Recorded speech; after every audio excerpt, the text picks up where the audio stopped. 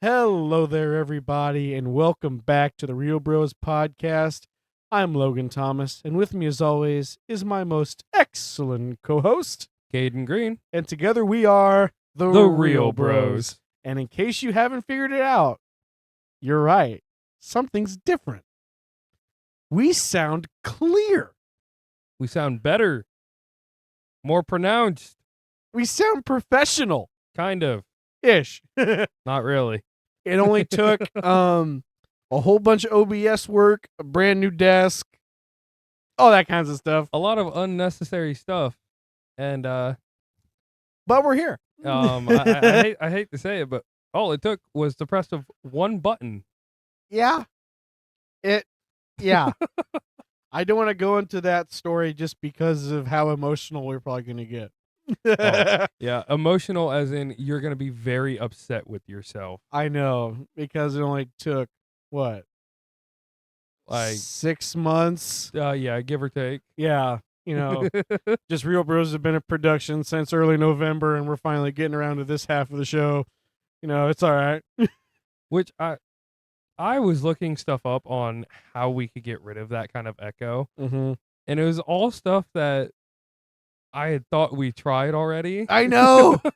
Because we had done everything Hunter suggested. We had Yes. done everything YouTube has suggested. Yes. All we just got to do is just hit this little speaker button right here. And what the speaker button does is it locks our volume. Yeah. What that means, I don't know. All I do know is that it is stopping an echo from occurring. And we actually sound like a top rated Spotify podcast. Absolutely not. You're right. We're not. Well, But maybe one day. maybe one day when we get that sweet sponsor And from about anybody, in about 40, 50 years from now. when people actually just start listening, like, oh, are these guys still making stuff? Oh, wait, no, they're both dead. On vacation. They're on vacation. They took a trip down to the Florida Keys. They're on vacation. Yeah. All right. Caden, what movie are we talking about today? We are talking about the Lego movie. From 2014. And it is just a PG movie. This is the most childish movie we have covered on the show so far. And just as a forewarning, it is also probably going to be the shortest episode we have. Because this movie's It's- plot is non-existent. It's very simple. Very simple. And I normally have to dumb down the quick review. I have to dumb down the dumbed down version. because you were asking me how you'd be able to say a quick review without just giving away the entire plot of the movie. Yeah, and it's like before we started recording, I was talking to you and I'm like, is it too late to change the movie? After we already took the time to do the notes and everything, it was like, yeah. probably, especially since we're on a schedule now, but whatever. Yeah, as it happens. Yeah, As but it happens. it is what it is. Unfortunately. Yeah. So Caden, you want to take us to your quick review? Yeah. So this is the spoiler-free review. Lego minifigure by the name of Emmett is just an ordinary, quote-unquote, person doing everything he can to try and fit in with the rest of the world. And this movie shows his journey to become what is called a master builder, which are people that can build anything in the universe as long as they can imagine it. And that's pretty much it. I mean, there's side characters, but we'll get into them. There's an antagonist. Yeah. It's very much a very simple film. You and I saw this in theaters. Yes, we did. We laughed our butts off in And the theater at this movie. rewatching it, we laughed our butts off. It took me a while to laugh because rewatching it, I realized I liked dumb comedy like this at one point in my life. But then as soon as Morgan Freeman started doing like the really funny stuff, I just couldn't hold it in anymore. Oh, I was just like, man. there are 3 instances that will always get me, and they're just described as time skips. Yeah. And every time it's so funny. Yeah, because like he's talking 1 second and 2 seconds later, there's just silence, and then. All right. But yeah, even though this is a movie me and you both enjoy, despite how childish it is. Out of the Lego movie quote unquote franchise, this would probably be my second favorite. Your first favorite Lego Batman. Lego Batman did something special because it tackled um it tackled some adult themes about loneliness and finding purpose while also being a funny movie. And it also really great Batman fan service. Which by that standard, I feel like Lego Movie could qualify for that too. Because at the start, Emmett's alone, and his whole journey is trying to find purpose. Absolutely. I mean, it's almost like a coming of age story, but it's about a Yeah, full grown man, quote unquote full grown man. yeah, and I don't remember all the voice actors, but Chris Pratt voices Emmett. Yes, there's Chris Pratt, Will Morgan Freeman, Will Arnett, he does Batman. Elizabeth Banks does Wild Style. Charlie Day. Charlie Day is on crack in this movie. He voices a character, I think, Benny. Benny. I was thinking they just called him 1980 something spaceman. I mean, that's what he is. But like when his crackhead energy started, be like, spaceship, spaceship, spaceship. And Charlie Day always has those characters, aside from like Luigi in the Mario movie. Yeah, His characters is always like sporadic, moving around, or very jittery. he just has that vibe Yeah, about him, especially on like Always Sunny in Philadelphia. His character is a lot like that in that show too. Art, is that all you got, sir? I would say if you haven't seen it, go ahead, give it a watch. I would definitely say take your time to see this with your kids. Your kids are gonna love it. It's a great family movie night thing. I'm sure when me and Carly have kids, we're gonna be watching it a lot. And So I'm sure for any like fully mentally mature adults out there that aren't me and Logan, I'm sure even then there's still going to be a couple jokes in there that'll I get know. you. Like it has something for everybody. I mean, like, who doesn't like Lego? Like Lego is like Boring office workers. yes. All right. Are you done with your quick review and whatever? I am done, good sir. Now on to production, budget, and whatever else it is. Yeah. Yeah, that. The totally non-existing title of what I do. The thing with the stuff and the styles. Yes. The interesting part of the show. Oh, yes, totally. So, Lego movie development began all the way back in 2008. Oh, cool. And it was right after Warner Brothers bought Traveler's Tales, who was making the Lego video games at that point. It was in August 2009 when the original script was an action adventure set in a Lego world. So I'm gonna guess it wasn't like anything like what we were gonna get. Probably not. Because what we got was very much fourth wall breaking. Oh, absolutely. Very. I don't want to say it's universe shattering, but like it's very much. It brings up theological questions about family and like what your place is in the world and stuff. But they decided to decline that idea. Which probably for the best. And then in 2010, the writers of Cloudy with a Chance of Meatballs, Phil Lord and Christopher Miller, were in talks to write and direct the film. Oh, God.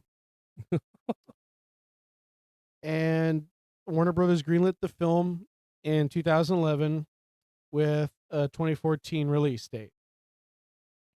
Australian studio Animal Logic, who did the animation for Happy Feet and Legend of the Guardians, The Owls of Ga'Hoole, were contracted to provide the animation for the film, which was supposed to comprise 80% of this film, which you can't really tell. Like, it feels like stop motion, this movie. Well, and honestly, I thought for the longest time that it was mostly stop motion. It doesn't say here if it was or wasn't. There's actually not much here about it because it was pretty straightforward making of the film. There was just like two versions of it. Right. And so after, in 2012, Lord and Miller, who actually left the project to work on 22 Jump Street. Oh. And then they came back after that and revealed that the working title of the Lego movie was Lego, the Piece of Resistance. Honestly, I don't know if I would have preferred it like that more or not. Just because it wouldn't have been as broad, I feel like. Yeah. Because, like, when you see the Lego movie, it just takes you through, like, everything that Lego can offer you. Oh, I absolutely. feel like, because, like, honestly, if you weren't, so, like, let's say you watch this movie and you don't know what Lego is. First, what?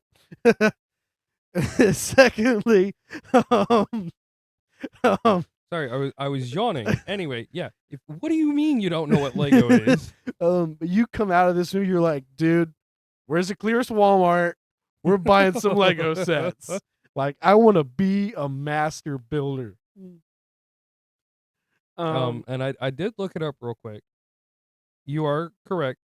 None of it is stop motion, but the animators were tasked with giving it a stop motion feel, which and I get that. I feel that in every scene of this movie. they did a very good job. Yeah, absolutely. Like, the only part that I thought that wouldn't have been stop motion would have been the faces. Oh, absolutely. But everything else just worked so flawlessly. Oh, yeah. And, like, growing up with, like, Cartoon Network and Lego shows and stuff, because I grown up on Ninjago, which was very much that, Fluid animation, kind of. yeah, that, like, B level, like, television grade animation. Yeah. And then when I saw this, I was like, they couldn't have done this for Ninjago. Ninjago would have been 10 times better if they had this. Well, granted, Ninjago also really isn't much of a comedy. No, but still, like, I feel like the show would have looked 10 times better had they had the money and the animators of this movie for that show. Yeah, I can see that. But granted, a lot of the effects would have to have been really different because they actually had a lot of sci-fi fantasy effects for that show. Whereas this, like, a lot of fire and everything was like Lego fire pieces, and that wouldn't have worked as well or whatever. But And some of the sound effects are yeah, just them essentially doing raspberries. like The that is our VO tryouts right there. But yeah, I'm very impressed that with the work they did, that it was not stop motion. And right here is a quote from the animation supervisor, Chris McKay. Okay. We wanted to make the film feel like the way you play. The way I remember playing, we wanted to make it feel as epic as and ambitious and self-serious as a kid feels when they play with a Lego.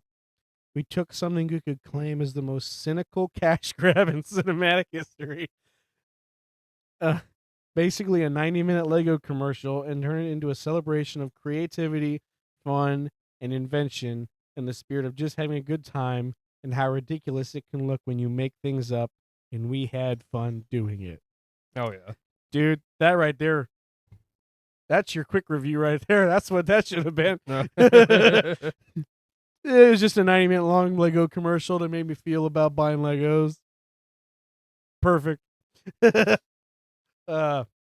other than that, it was just people getting casted and all that other stuff. But it, which also, by the way, this movie is a complete Warner Brothers push too.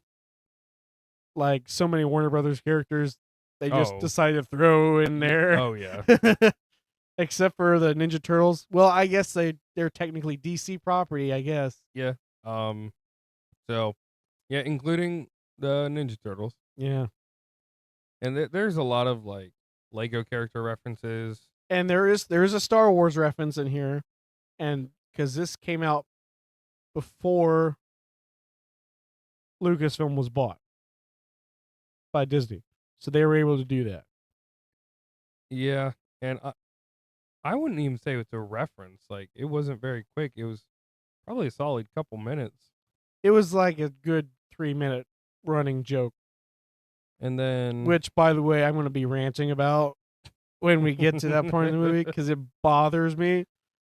but it just going over some of the franchises. It was like Teenage Mutant Ninja Turtle. That's one. There was Batman. There was Harry Potter characters.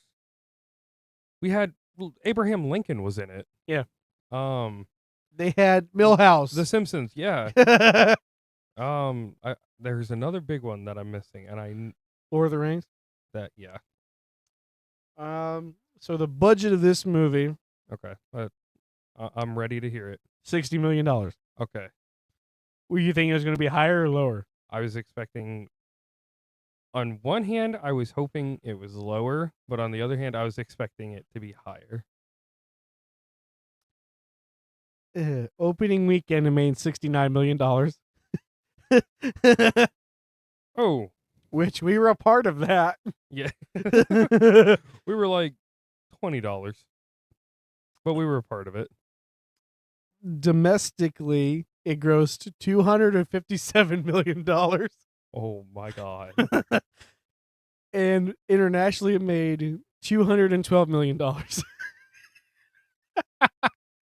Overall, it made $470.7 million. Well, we always say this when a company gets their money back, but they definitely got their money back. I'm pretty sure this paid for the entirety of the second movie Oh yeah, and half the Lego Batman movie. which I don't think the second Lego movie did anywhere near as well. No, because the second one is terrible. Such is the curse of any sequel ever. But when you have spin-offs like Lego Batman, it works. Yeah, you can do different stuff instead of trying to follow the same formula.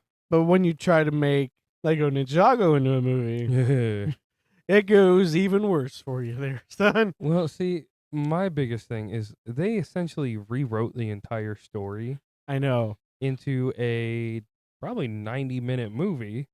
Whereas the show ran for like 9 seasons. 9. Ninjago ran for a long. I think it's still going. No. You don't think? I know there was like a remake. They like slightly rebooted the show, but like it wasn't anything like super. Yes, Ninjago is still going, though in a slightly different form. And it ended in season 15, the original. It ran for 11 years. So, First episode date January 14th, 2011. Final episode date was October 1st, 2022. and then there's like a reboot or a remake, whatever. Yeah, because there was originally Lego Ninjago Masters of Spinjitzu. Yes. Then there was just Lego Ninjago. Yep.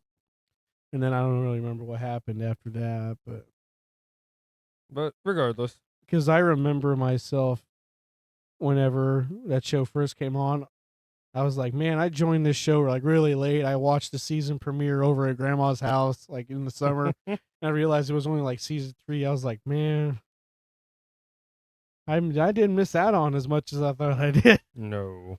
Because I remember it was like a TV movie first, then that spawned the show. Yeah. And then, yeah.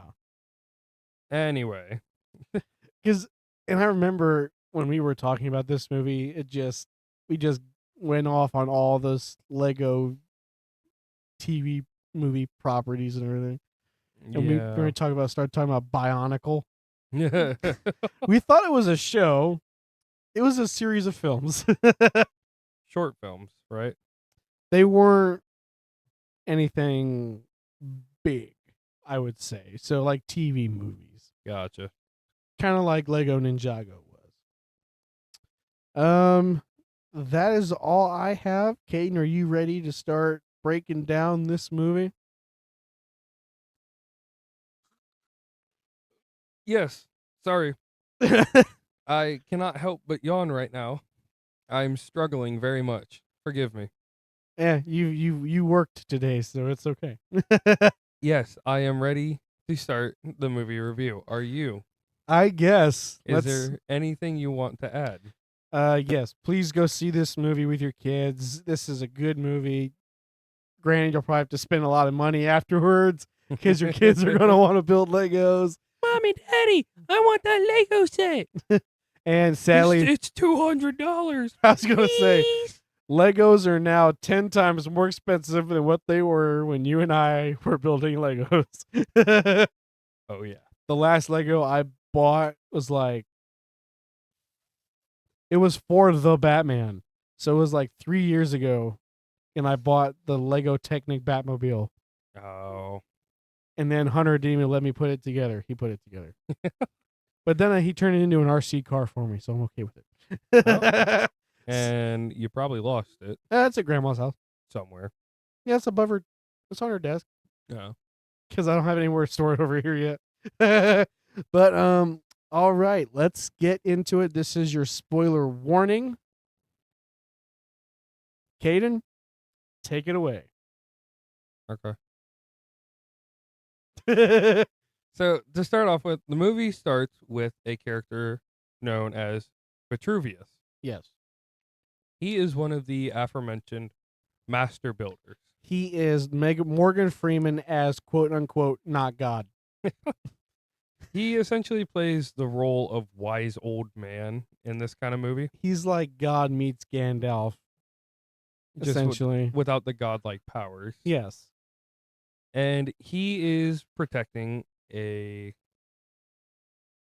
artifact called the Piece of Resistance. No, he's protecting the Craggle. Oh, okay, that's my bad. But Lord Business is the main antagonist. Yes. And it's not like he just shows up in the beginning. No, he's prompt throughout the entire movie. Yes.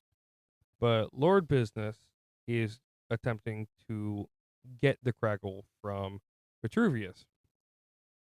Vitruvius, beats most of his forces and goes on this rant, and Lord Business just blinds Vitruvius. Yeah. And then Vitruvius gives this prophecy. I don't remember what it is. Something yellow-faced ordinary individual, something extraordinary individual, something piece of resistance, something save the world. The usual kind of thing. And then Lord Business just kicks him over a cliff. He's like, yeah, all right, whatever, old man. And gives him the boot. And I would honestly say Morgan Freeman carries the comedy in this movie. He puts so much effort into voicing Vitruvius. And it works so well. Oh, yeah. But I want to point out, I love the fact that Lord Business essentially is wearing stilettos. That's the best way. But you gotta admit, those are real nice stilettos. They got like light up sections. They give what is it? I'm trying to think of it. Like 80s. Oh yeah. 80s techno vibes about it. Like that's the best way I could think of the shoes he wears. The headdress is just like tiki went metal. He's essentially a giant tiki totem. Yeah. Just with legs proportionate to 3 times his body length. Sounds about right. It's your standard villain, you know. Yeah, and all right, we're getting off track talking about Lord Business's stilettos. But then 5.5 years later. 8.5 years 8 and later. here. I was off. I We apologize. didn't remember that. But this is one of the 3 times that it gets me is during time jumps, it'll have like a base plate for you to put studs and stuff on with like how long of a time wait it is. Mm-hmm. The first one was reasonable. It was like 8.5 years. The second one was 10 seconds. Yeah. And we'll get there, but essentially it's just, oh, meet me upstairs in 10 seconds, and then flashcard 10 seconds later. It's very much SpongeBob. It's so funny. I loved it. And all 3 times they happened, I could not stop laughing. We meet our hero of the quote unquote hero There of the you go. story. His name Emmett. is Emmett, and he is a construction worker that is good at following instructions. Okay, so thinking about it, here's my question. Could everybody in the Lego universe be a construction worker, technically?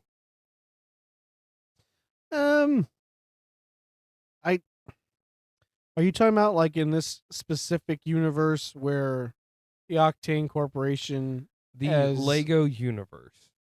technically yes, but if they don't know what that means, because like that's like one of the things about this movie is it's very societal. Yeah, It has some big themes in it.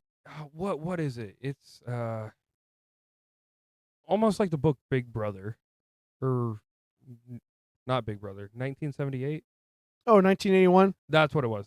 God, I could not Oh, remember. 1984. Jesus. Yeah, we can't remember, but essentially, this society is run over by a big corporation, And which creativity is outlawed. which controls everything that the society does. Yes.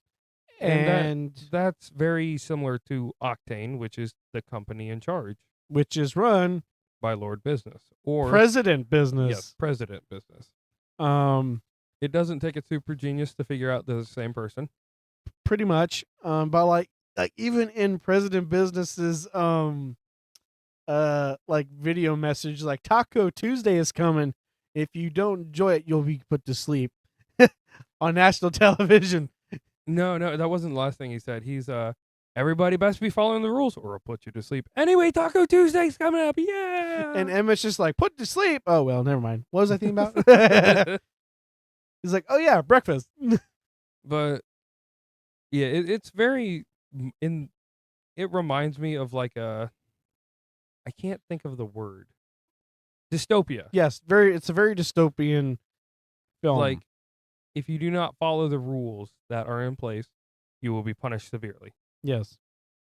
Anyway. And like rewatching it now that I've watched a bunch of movies like that, I was like, holy crap, there was some like serious themes in this movie. Oh yeah. Apart from just the Lego fun that this movie has. But anyway, we finally get to Emmett and he's waking up. And like there's instructions for every single bit of existence. I wouldn't be surprised if he has to read an instruction to breathe if he has to breathe. That's in part 3. Yeah, that's right. Because it's what? Wake up, do jumping jacks, breathe. Yeah, something like that. No, it's your breathing exercises. Oh yeah. But he does an entire morning routine according to the schedule. He gets overpriced coffee. $37. That's not even the most expensive one. Later on in the movie, here's like, yeah, that'll be $43. And it was like, what? Okay. I love coffee. And then we get to one of the greatest sequences in film history. The song you absolutely despise because it gets stuck in your head. everything. No, the song just makes everything awesome. We'll leave it at that. Yep. We'll Yeah, because I don't want to get sent on vacation by for Warner Brothers. by Warner Brothers. We are in constant threat. Yeah, Warner Brothers got sweeps everywhere. Just start checking outside the window every time I talk about a Warner Brothers movie. Oh, that's one of their sweepstake giveaway people. We're in trouble. Oh no. But Emmett finishes his day of work and his instructions blow away.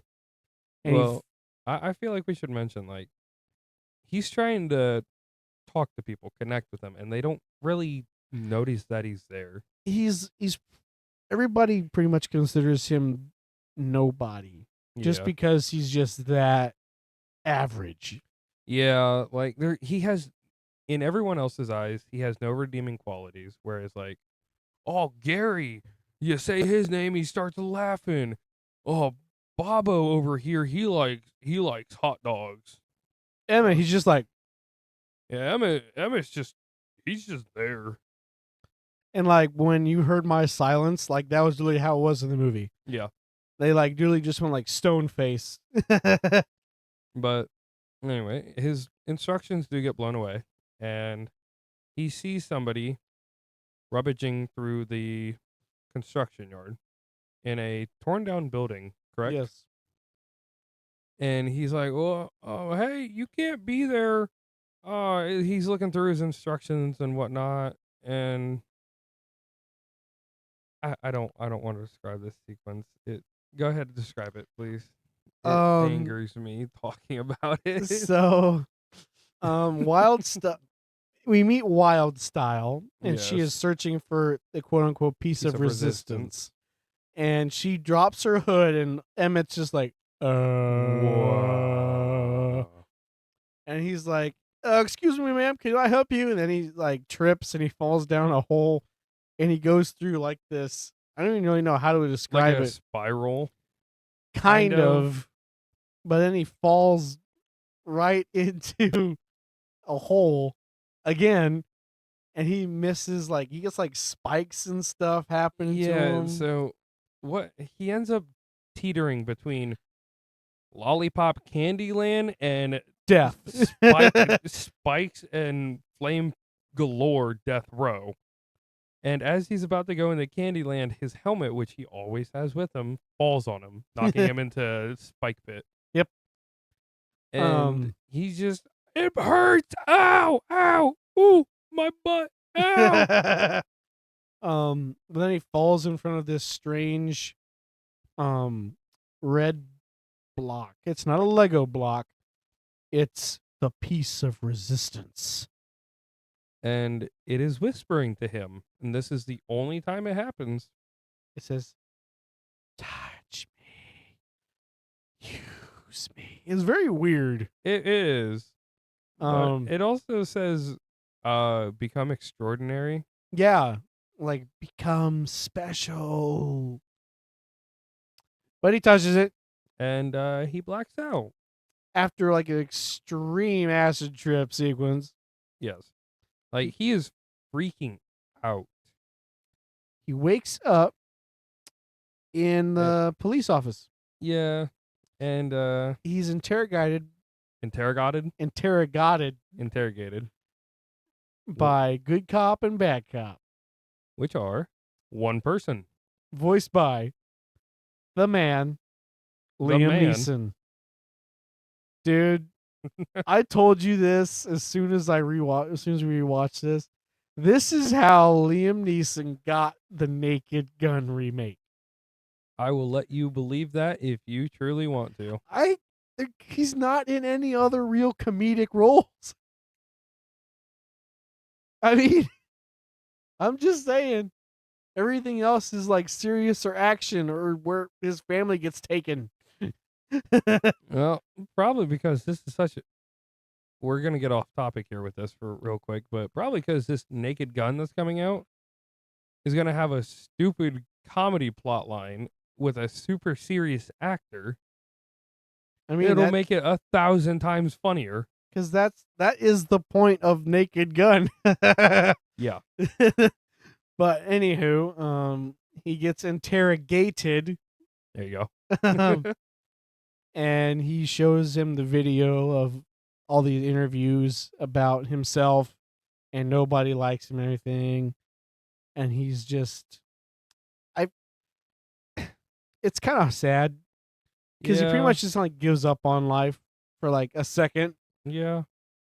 and then they put him in this machine to get the piece of resistance off of him. And it's called the melting chamber. The melting chamber, and all it is a laser pointer with, and literally a laser pointer, Like one of the ones you use to. play with a cat, Yes. and a magnifying glass. And I don't know if I should say it, but I'm going to. The Lego universe in the movie has a lot of stuff involved with the real world. That it's there's a reason for it, but they doesn't tell you that until like 5 minutes before the movie's over. Yeah, like there's a lot of stuff that are scaled to Lego figures Yes. that are from essentially our world. But we'll delve more we'll get to that towards the end of the episode. Yeah. If we don't forget. Yeah, we probably will. So Wild Style. Yeah. Dude, Good catch. that was whew. Good catch. That almost cost me my career as a film reviewer. Wild Style there you go. saves Emmett and proclaims, "You're the special. You found the piece of resistance. You are the most special, important, Interesting." extraordinary person ever." And Emma's just, Like, yes, I am. Just because she thinks she's hot. Yeah. So, but they escape on a motorcycle, which was made by everything and anything in a Lego alleyway. because she is a master builder. Yep. And so she's like, "Sir, we need to keep you safe." And then she like jumps off the motorcycle, starts beating up the RoboCops, and then he's just supposed to drive. And I love this sequence because one, she looks up to make sure he's doing all right, and he can't control it, but he's taking out every cop behind him. I know. And then afterwards, he drives through a house Perfectly. And if you notice, when he goes in, the house is like 40% smaller than when I he know. enters. It's just that Lego math, It's just Lego magic. yeah. It's the house in itself is a pocket dimension. Yeah. But then she starts putting it together in like this it kind of looks like a bat wing, kind of ish. It's like a rotocopter. Yeah. Essentially just two propellers on each side. And then he mentions like, "I don't think this is a part of the directions." And then she starts asking him like, "What's your favorite song?" And he's like, "Everything is awesome." And she's like, what is your favorite kind of coffee?" "Overpriced." And she's just like, "Oh, no." Out of all people. And then they crash into Old West Town. And this is another part of why I love this movie is just all the screaming that happens. Yeah. And Chris Pratt did a good job playing an idiot in this movie. And so what happens is they fly towards the quote unquote city limits, which is a wall. Mm-hmm. And as they crash through, it's like a portal to another dimension that the master builders built when they went into hiding. Yes. But we'll get into that. But my thing is, if they're going straight into a wall, they end up falling. Different universe, dude. We'll let it slide, I guess. But we're introduced by like a title card of the Wild West. Yeah. And then you just see them just falling into the distance. Well, what makes it better is that they have like what would you call it? Almost like an a cappella singing. Yeah. And what? The good and the bad, the ugly. Yep. Wah, wah, wah, wah. Yeah. And while they're doing their little note, it cuts out just for Emmett to go, ah! And then it just starts up again, and then you get to him just screaming on the ground, face down. And And Lucy lands right next to him. she's just like, dude, we're fine. Yeah? Oh no. What? Oh no. What'd you do? The mistake you about made. Oh, no. We can fix that in editing. Yeah. I'm just, Wild Style lands right next to him. yes. Just ignore my existence for those last 5 seconds. The last 10 seconds. Yeah. But Wild Style lands right next to him, looks at him and says, "You lied to me." And then she's just like kicks him in the face or something. no, she picks up a cactus. Oh, yeah, that's right. She smacks him with it pretty hard. And then she like, does she like build a wagon with outfits, or do they find one? They don't find a wagon. They end up beating up 2 cowboys, That's right. and then they jump into the wagon. And Lucy's throwing all.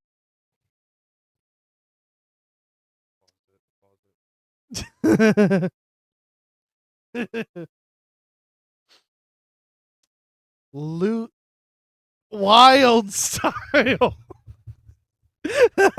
Wild Style is throwing all this stuff at Emmett, from cowboy hat to a poncho to a horse. Yeah, to a horse. And they're trying to blend in with the cowboy era. And It kind of works. Ish. yeah, the only thing that stands out is Wild Style herself, as she has a black quote unquote dress with pink and blue stripes down it. Yeah, sounds about right. But they end up going to this saloon, and Wild Style tells Emmett, "Hey, act like a cowboy. Then you just bust in and go pew pew pew pew pew pew pew. Pow pow, partner, howdy, partner, pow." And she grabs him, tells him, "Hey, just act like a chair." Which apparently, where he's from, chairs talk. Yeah, sounds about right. But she eventually just says, "Stop. Let me do the talking." And She just spits into a spittoon, yep, and everybody goes back to normal. somebody actually says, "What a lady." And then Wild Style takes Emmett upstairs, and they meet. It wasn't upstairs. It was to the pianist. The piano man on the ground floor. Was he? Yeah. Oh yeah, that's right. He was. Because he said, "Meet me upstairs in 10 seconds." Yeah, they meet Vitruvius, Who is very much blind at this point. and is kind of Senile. crazy. But they make fun of his blindness later on, and it's so funny. Yeah. But anyway, they meet Vitruvius, and Wild Style's trying to talk to him, and he's like, "Are you one of my older students who kept changing her name every 3 months?" She's like, no. And then he lists off like 7 different names. Yeah, one of them was like Greenpoint and like Dark Dazzle. like any emo name you could think of. But then he's like, "You are the special." After they're upstairs in his little nut house room. Yeah, there's like no other way to describe it. It's just Chaos. yeah.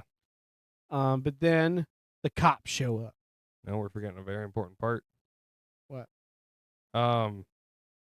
They do a little ritual to get inside of Emmett's mind to see if he has any ideas. Yeah. He does not, It is completely blank in there. except for A double-decker Decker couch. And It's It- an it's- idea. but Wild Style says to Vitruvius, "Hey, he probably doesn't even know who the man upstairs is." And as soon As soon as she mentions the man upstairs, Emmett starts describing what is for us a human hand. Yes.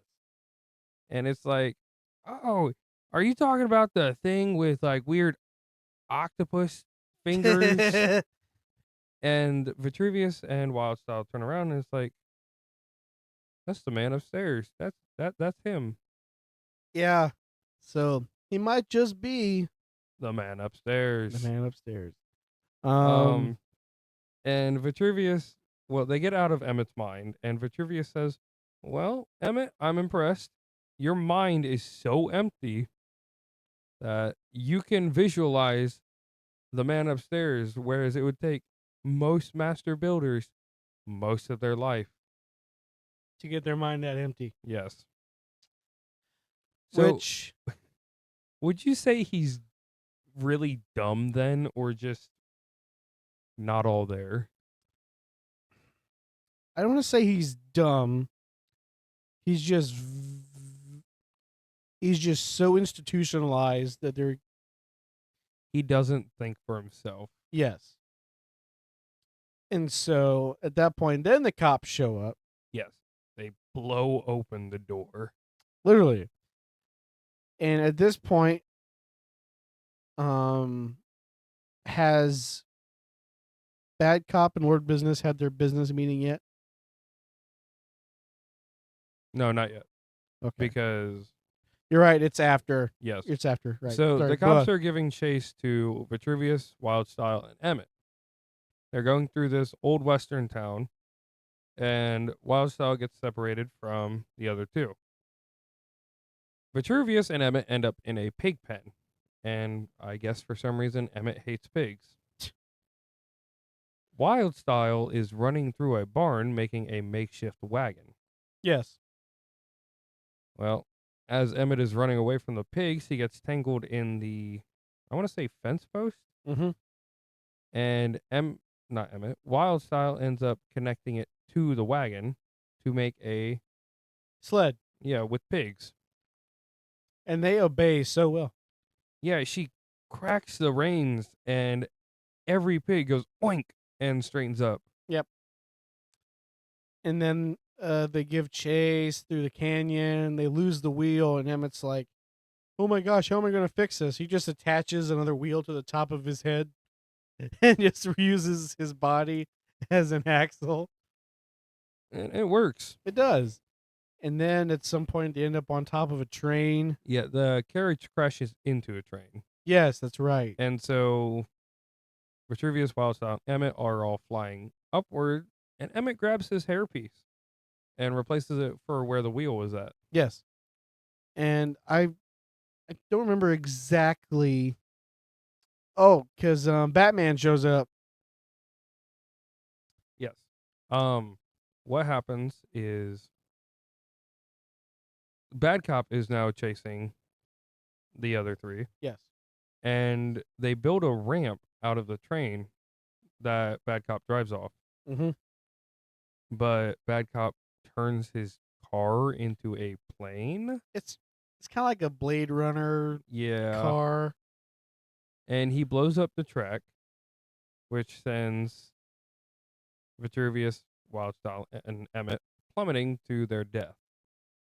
Or what should be. Yes. Then Batman shows up.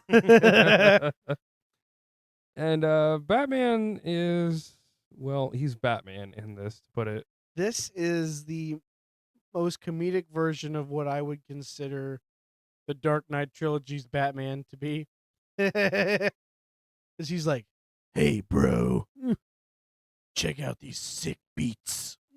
Yeah, he has super subwoofers in the back of the Batmobile. He turns Bad Cop's car plane into a baby carriage after calling him a baby. Yes. And I guess he has the ability to teleport. It sounds like something Batman would do. He never once uses a grappling hook. He's just there, and then he's gone, Yep. and then he's back again. And this is Wildstyle's boyfriend. What happened to Catwoman? I guess the pink and blue highlights in her hair just sold it for him. I guess. But they fly into the sun, creating the bat symbol, Which the sun is part of another backdrop in between worlds. in which they arrive in Middle Zealand. Quote unquote. Wonder what that is. It's full of dragons, knights, and all that good stuff. And then the bat wing turns into a souped up Batmobile, With super subwoofers. and they drive up a rainbow into Cloud Cuckoo Land. This place is like a nightmare for anybody who That- is anybody. Loud noises, no rules. Essentially, flashing lights everywhere. You're bound to get a headache. And overwhelming happiness. Yeah, see, that part isn't too bad. It's just combining that with everything else. And Batman's just like, I hate this. And then we get introduced to our Rest of our like team. yeah, Essentially. and like one after another. It's Princess Unikitty. Metalbeard. I thought Benny came, and Mhm. Metalbeard, and then Benny the astronaut. Benny doesn't really play much of anything until after the attack, Yes. because he just happens to be a survivor. Yes. But Metalbeard was like a predominant character in the entire Cloud Cuckoo Land sequence, because he has like a whole story and everything about Yeah. how so, he attempted to take down Lord Business once himself and all this other stuff. so what the team is doing in Cloud Cuckoo Land is Vitruvius has assembled every other master builder from across all the other dimensions, I guess you would call them. Yeah, universes. we got Superman, Green Lantern. Pretty much all the different IPs we've talked about before. Yes. But Vitruvius forgot to mention to Emmett that he's going to be giving a speech to them. And then his speech is pretty much exactly the opposite of what he needs to be saying. Yes. And this is where things start to take a turn. Well, in a minute. Because Metalbeard tells us his story. Yes. And we did forget something. Lord Business, Oh, yeah, the meeting. the meeting. So, Because it kind of cuts kind of weird, because yeah. they go through the sun, they arrive in New Middle Zealand, sorry. And then it cuts to Bad Cop and Lord Business, and we finally learn the plan. Lord Business intends to use the Craggle, which is a thing of super glue, Yes. to put everybody in place so that way he can have order. And I think we were both wrong.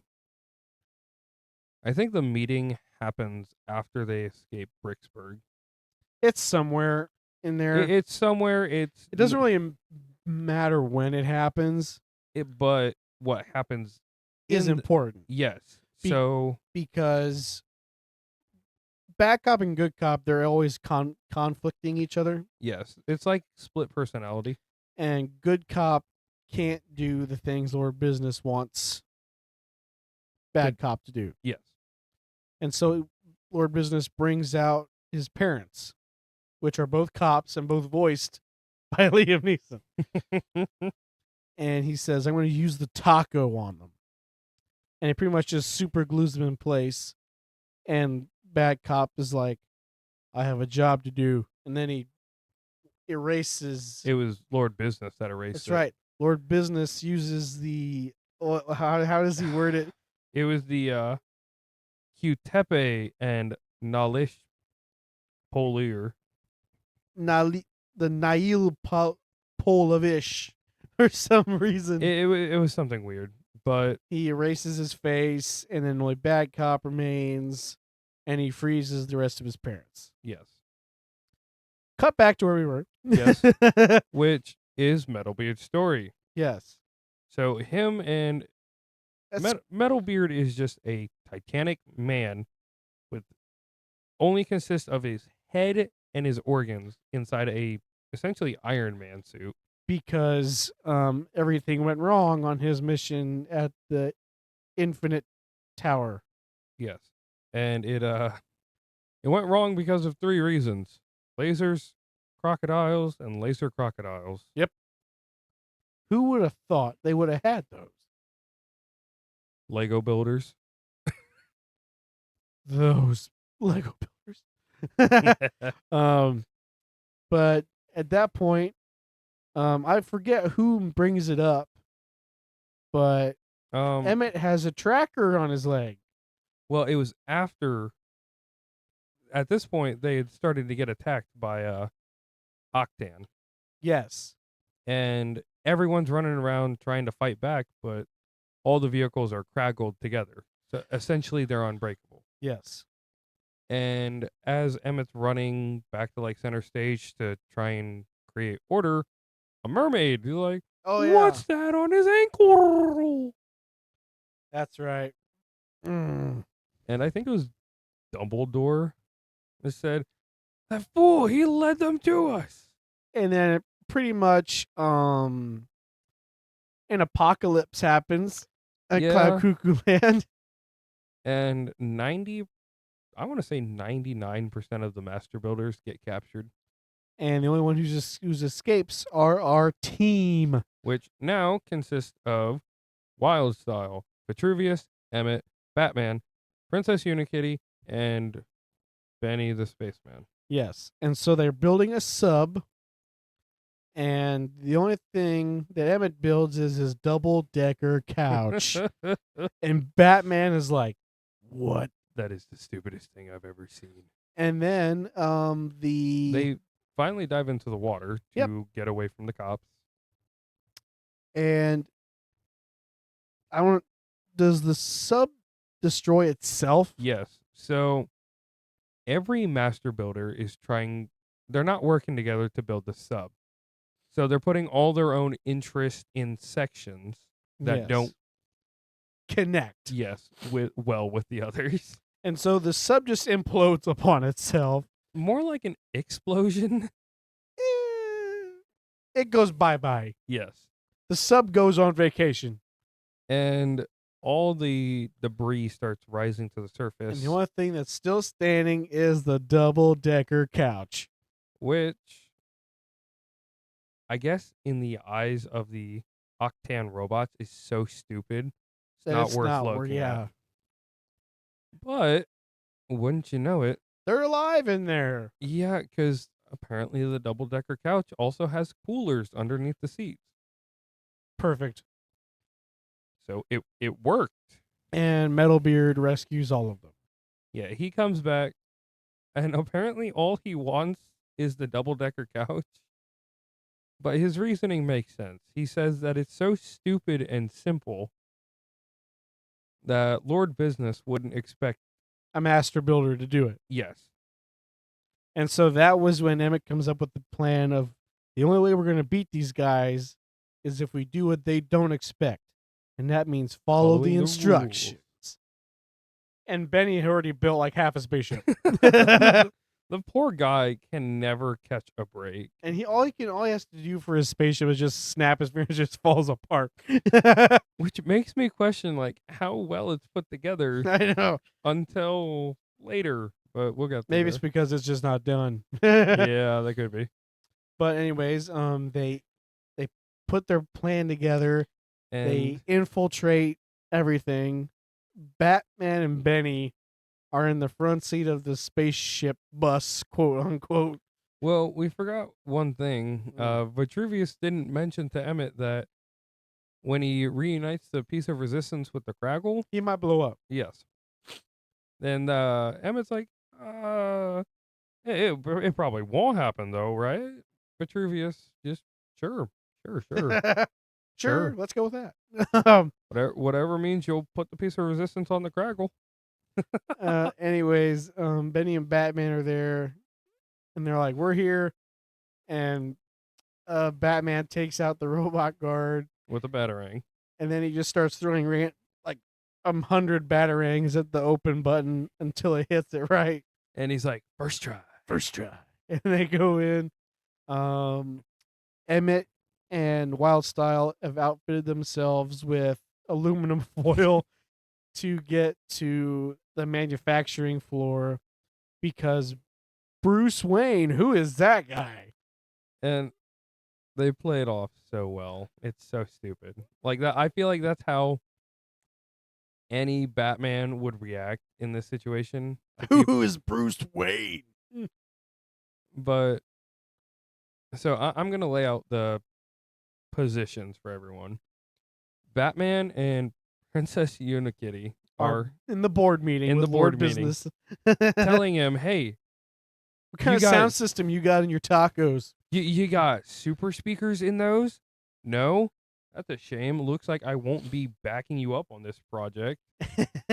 And immediately, Lord Business is like, "Oh, I want 8-foot speakers that you can hug with your arms and legs. Pronto." And then production goes into immediate overdrive. Yeah. And so that's where Emmett and Bruce Wildstyle. Wayne. That's where Bruce Wayne and Princess Unikitty are at. Metalbeard and Benny are together, and they are trying to deactivate the security system for the Craggle. Yes. And this is where we learn the first rule of being a pirate, because Metalbeard turns into a back printer, Yes. and two robots have the brilliant idea to do the funny thing that always happens with printers. They print their butt, or Lego legs, whatever you want to call it. Yeah. And then Metalbeard just transforms. He's like, first rule of being a pirate, you never put your butt on a pirate's face. So Benny and Metalbeard make it there, and Benny starts to try and deactivate the shield.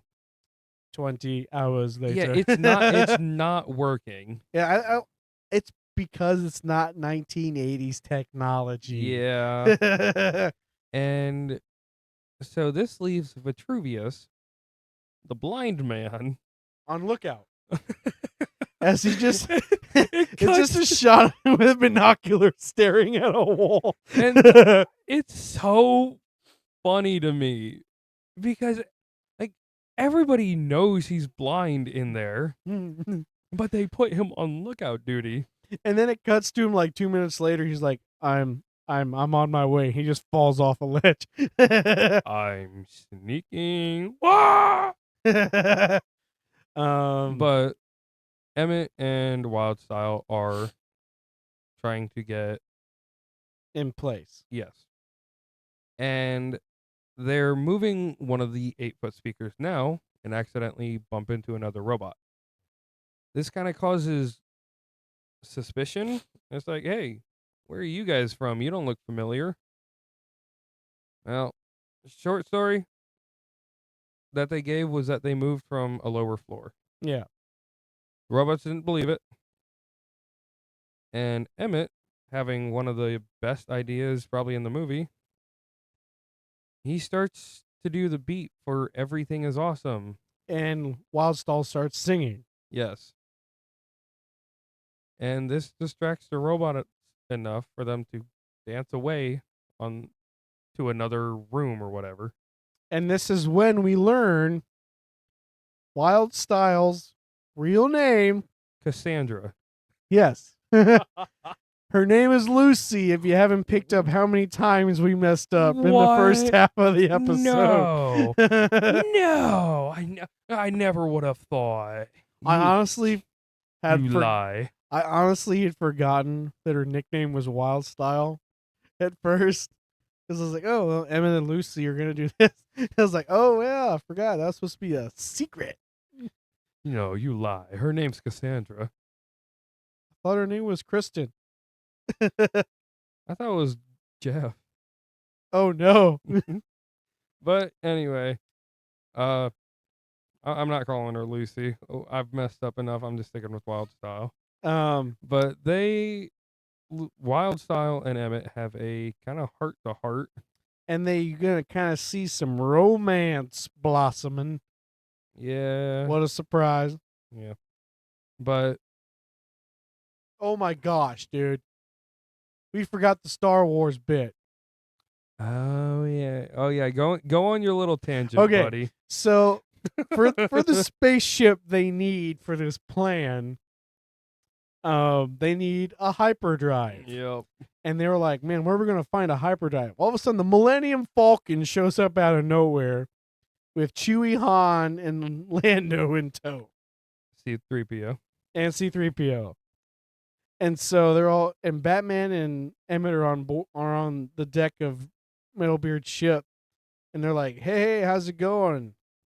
And everybody is voice acted by the characters in Star Wars movies, except for Han Solo.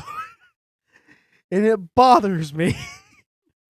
They were able to get everybody else to create new voice lines except for Harrison Ford. Which really, it's only 2 characters. I know, but still. And one of them only says one line. Yeah. But Batman's like, hey, is that a party ship? And they're like, hey, yeah, it's a party ship. And so Batman ditches and brings back a hyperdrive. And Yeah, this leads me to fully believe he teleports because they're in a different galaxy, and he's just back on the ship with the hyperdrive. And the Millennium Falcon gets eaten, so they're dead. Yeah, and also Batman has bad luck with we're like when they were in the ocean, he's like, well, we're stranded out here. What are we gonna? And then Metalbeard comes out of nowhere. He's like, oh God. And one problem. This ship needs a hyperdrive. We don't have that. Maybe we can find one. Where are we gonna? And then the Millennium Falcon comes in, and both those scenes had me ecstatic. He's like, are you kidding me? But back to where we were. Batman is now helping Emmett get to the Craggle. Yes, and Wildstyle is taking out I want to say surveillance robots. And Batman and Emmett are swinging kind of from, for once, a grappling hook. Yes. About the only time we actually see it. And this entire time, Princess Unikitty is distracting the board meeting. He's saying, business, business, business, numbers, numbers, numbers. Is this working? And they're saying, Yes. she's like, yay!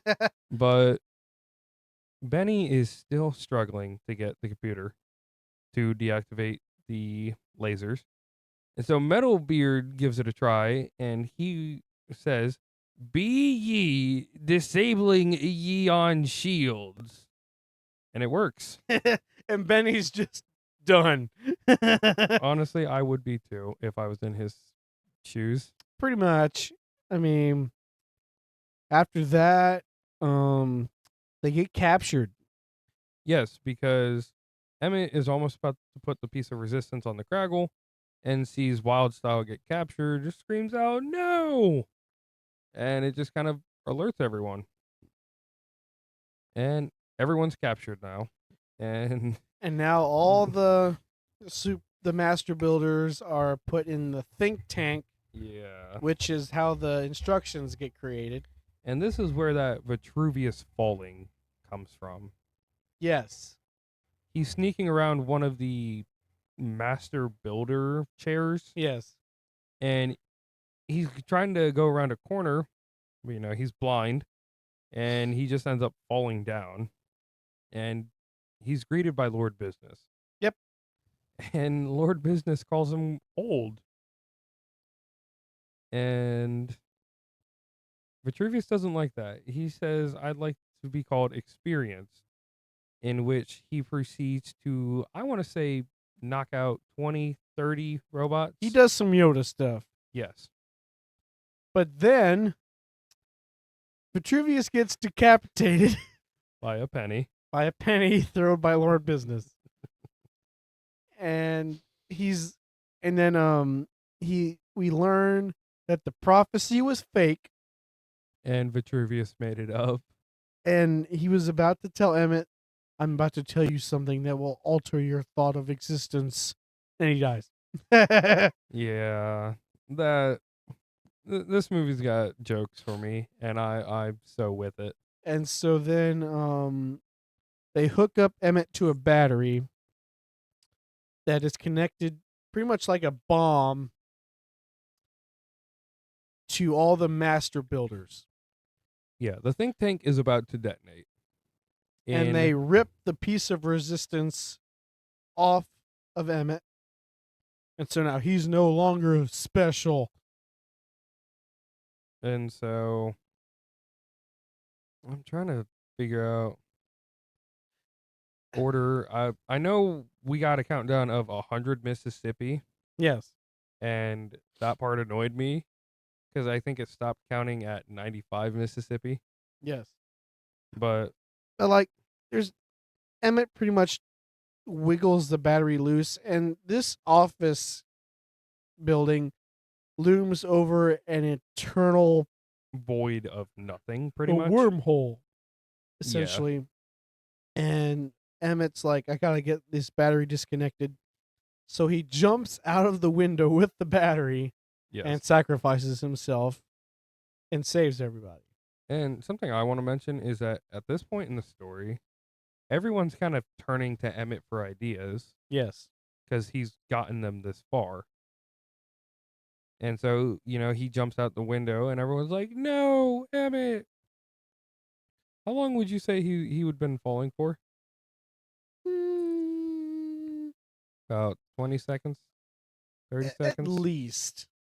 He was falling for a long time. Yes. But then he awakens in the real world.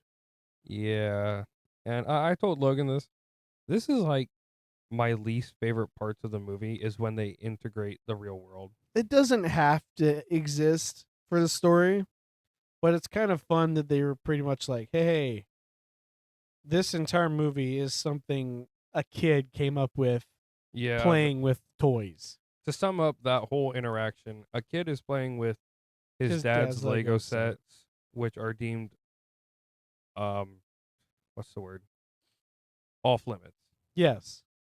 And the dad comes downstairs and It's Will Ferrell, yes.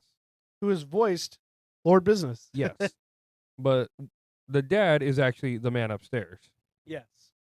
But he comes down, he's talking to his son, and he's like, you're not supposed to be down here, buddy. But he starts taking everything apart and putting it back the way it was. Not yet. Because that's in like the final. Oh, yeah. Yeah, I'm sorry. So essentially, Emmett is pretty much like, hey, this kid has got to help me or whatever. But then everybody's like, you know what? We got to stop this for Emmett. Taco Tuesday is starting. And so it's now going to be called Freedom Friday, but still on a Tuesday. And then Benny gets to build his spaceship. And I've said this so much about this movie, but I laughed so hard at this part because he's just so sporadic. He makes his spaceship and he's like, spaceship! And they're going back through all the worlds they've been through. There is no way for us to get across how ecstatic Benny was to make this I know. spaceship. There's no way for us to do it without like recreating it and blowing the listeners' ears apart. Just imagine a 4-year-old in a candy shop with no adult supervision. Yes. Times 10. Yes. He also acts like a hyped up 4-year-old on candy. Yes. And he's going through all these dimensions, smashing through cops, walls, whatever it is, just to get back to Bricksburg. Yes. Okay. And then pretty much the final showdown is happening. That's when the dad is tearing apart all the creative stuff that the kid has built, which is what the characters have quote unquote built. And we forgot to mention, Lucy sent out a broadcast. So every normal Lego figure is now making like robots, machines, horses that can ride other horses. Yep. Like massive horses, like Trojan style. Yep. And at this point, this is one of your favorite parts. So the dad is trying to get the super glue off of Emmett's back. And he's looking for his X-Acto knife, right? Yes. And so Emmett is just on the desk, just like floating and like wobbling around. And like it starts off with him like nudging, like when you have a chair off center, how it kind of tilts one way, Mm-hmm. and then it just full on looks like somebody's messing with a string tied to him. He's just going all over, and the dad doesn't notice. And then the kid notices that Emmett was alive somehow and sends him back through the portal, which is pretty much just a stick that's got lights in it. Which I guess for the active imagination of a child and the living sentience of a Lego figure works. And so Emmett crashes back down into Bricksburg, and he is now a master builder. And he crashes into the construction site where he is most familiar.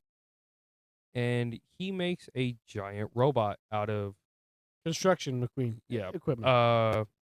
wrecking balls, bulldozers, anything you can name, he's probably made into this mech. So he pretty much goes on this like, hey, I'm the hero now kind of killing spree or whatever. Yeah. But then he gets pinned down, and then this is my favorite part. Unikitty, who is the soul of niceness, Yeah. is just like, Gotta stay nice. bubblegums, Gotta stay happy. butterflies. And Can't she's get like, mad. oh, screw it. And she just gets mad and just like goes like, nom, nom, nom, nom, nom. Just the look of her as she goes like, oh. It's hilarious. Yeah, it's weird. I love it. It's weird. And then President Business pretty much comes into play. Emmett is like, I got this. And then he goes and he pretty much has like a heart to heart with President Business. Yeah. And it cuts back to the son and the dad talking to. And this is like the sweetest moment in the movie as the dad and Lord Business learn that like creativity is your soul. Yeah, it's something that should be embraced, not hindered. Because the dad is talking and he had this massive corporate building that he had made. Mm-hmm. And the son carefully took off the entire top of it Mm-hmm. without breaking it. Yeah. And the dad was just impressed. He's like, you're telling me you accidentally took off the entire top of one of my biggest buildings without breaking a single piece? Yes. And the kid's like, yeah, I'm sorry. But like this is so sweet because like it is fun that it is a reflective moment in the film for both of them. It kind of makes the human section worth it. Kind of. Kind of. But then everything's like, you know what? It's all good. You can be forgiven kind of situation. Yeah. And then the mom is like, guys, it's time to come up for dinner. Everybody in Lego World's all right. And then the dad is like, you know, since you come down here, your sister has to be allowed to come down here too. And the kid's like, what? 2 seconds later in the Lego World, Lego Duplo shows up in the messed up, horrifying things that this sister has made. And she's just like, we are Duplo. We've come to destroy you. And the guy's like, ah! And yeah, that sets us up for the first 10 minutes of the Lego movie, part 2. Yeah, which we are never going to cover. Because hopefully. This movie sucks. the second one. The second one. The second one sucks. We love the first one. Yes, absolutely. All right, Caden. Anything you want to add about the Lego movie before we tell people what our next film is? We messed up on this podcast. We didn't get our facts straight. We apologize. We slipped up quite a couple times, but you know what? If you guys laughed at it, if you laughed at us, by all means, it works. Rock on, dude. It's a good movie.